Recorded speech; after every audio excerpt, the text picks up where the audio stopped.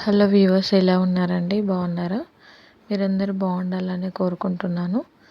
ఇవాళ అయితే నేను మీకు టమాటా చారు సింపుల్ మెథడ్లో ఎలా చేయాలో చూపిస్తున్నాను. మీకు అవసరమైనన్ని టమాటాలు తీసుకొని వాటిని నీట్గా వాష్ చేసి ఇలా పీసెస్లా కట్ చేసుకోవాలండి. ఇలా కట్ చేసేసుకున్న టమాటీలని ఒక 5 to 10 minutes ఉడికించుకోవాలి.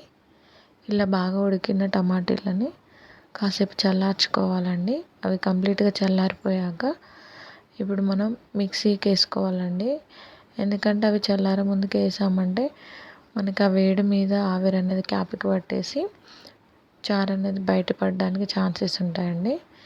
ఇప్పుడు మనం మిక్సీ జార్లో వేసేసుకుందాం. ముందుగా జార్లో 2 గార్లిక్ వేసుకోవాలండి. గార్లిక్ వేసేసుకొని ఈ టమాటీలను కూడా వేసేసుకొని గ్రైండ్ చేసుకోవాలన్నమాట. ఇలా గ్రైండ్ చేసుకోవడం వల్ల మనకి చాలా టేస్ట్ అనేది వస్తుంది. ఇంతకుముందు పెద్దవాళ్ళు అయితే వీటిని బాగా స్మాష్ చేసి చారు చేసుకునేవారు. ఇప్పుడైతే మనకు అవసరం లేదు, మిక్సర్స్ ఉన్నాయి కాబట్టి మిక్సీ పట్టేసుకుంటే సరిపోతుంది. దీంట్లో నేను కారం అండ్ సాల్ట్ ముందుగానే యాడ్ చేసుకుంటాను, తర్వాత యాడ్ చేసుకునే పని లేకుండా. నాకు టేస్ట్ సరిపడా కారం అండ్ సాల్ట్ వేసేసుకున్నాను. ఇప్పుడు గ్రైండ్ చేసేసుకుందామండి. ఇలా పేస్ట్ అయ్యాక మీకు థిక్ పేస్ట్ ఉంటే దీంట్లో కొంచెం వాటర్ యాడ్ చేసుకోండి, లేదా తర్వాతనే యాడ్ చేసేసుకోవచ్చు. ఇప్పుడు మనం స్టవ్ మీద గిన్నె పెట్టి అది వేడయ్యాక ఆయిల్ పోసుకోవాలండి. ఆయిల్ ఇలా యాడ్ చేసేసుకున్నాక ఇది నార్మల్ హీట్ అవుతుండగా మనం పోపు గింజలు వేసుకోవాలండి.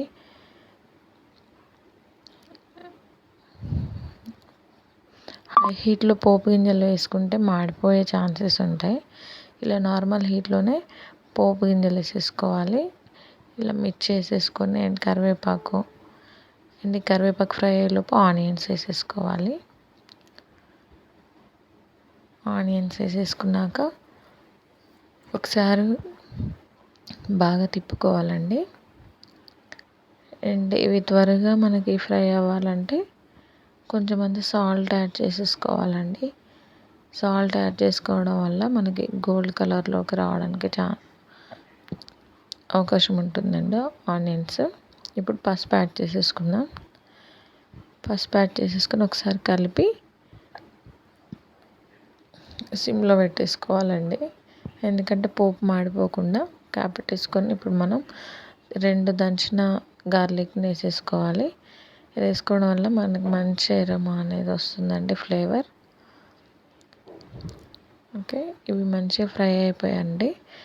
ఇప్పుడు మనం ముందుగా మిక్సీ జార్లో పట్టుకున్న పేస్ట్ ఉంది కదండి, అది తీసేసుకొని దాంట్లో మనకి ఆ పేస్ట్కి కావాల్సినన్ని వాటర్ యాడ్ చేసుకోవాలండి. మనం చారు కదండి చేసేది, అందుకని ఎంత అవసరమో మీకు ఎంత థిక్నెస్లో చారు కావాలనుకుంటే ఆ థిక్నెస్లో మనం ఇలా చేసేసుకొని పోపులో వేసేసుకోవాలన్నమాట.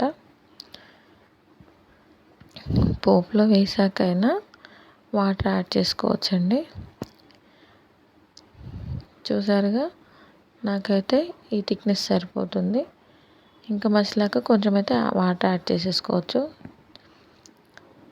చూసారు కదండి, 5 to 10 minutesలో ఇలా మసిలిపోయిందో. ఇలా మసిలాక దీంట్లో మనం అల్లం పేస్ట్ వేసుకోవాలండి. ఉంటేనే వేయండి, లేదంటే ఇట్స్ ఆప్షనల్ అనమాట, స్కిప్ చేయొచ్చు. ఇలా పూర్తిగా కలిపేసుకున్నాక ఒక 5 to 10 minutes క్యాప్ పెట్టేసుకొని సిమ్లో పెట్టేసుకొని ఉడికించుకోవాలండి. ఈ చారు మంచిగా మసిలాక దీంట్లో మనం కట్ చేసి పెట్టుకున్న కొత్తిమీర అండ్ పుదీనా యాడ్ చేసుకోవాలి. ఇవి కూడా ఉంటేనే యాడ్ చేయండి, లేదంటే స్కిప్ చేయొచ్చు. జస్ట్ మీకు ఈ టమాటా చారు పోపు వేసుకోవడానికి మీకు వెల్లిపాయలు ఉంటే సరిపోతుందండి, ఇంకేం అవసరం లేదు. ఇలా ప్రిపేర్ చేసుకున్నాక ఒక 5 minutes ఉంచేసి దించేసేయండి. టేస్ట్ చాలా బాగుంటుంది. నాకైతే చాలా మంచిగా వచ్చిందండి, పర్ఫెక్ట్ టేస్ట్తో. మీరు కూడా ట్రై చేసి మీకు ఎలా వచ్చిందో కామెంట్ రూపంలో తెలియచేయండి. అండ్ ప్లీజ్ సబ్స్క్రైబ్ అండి.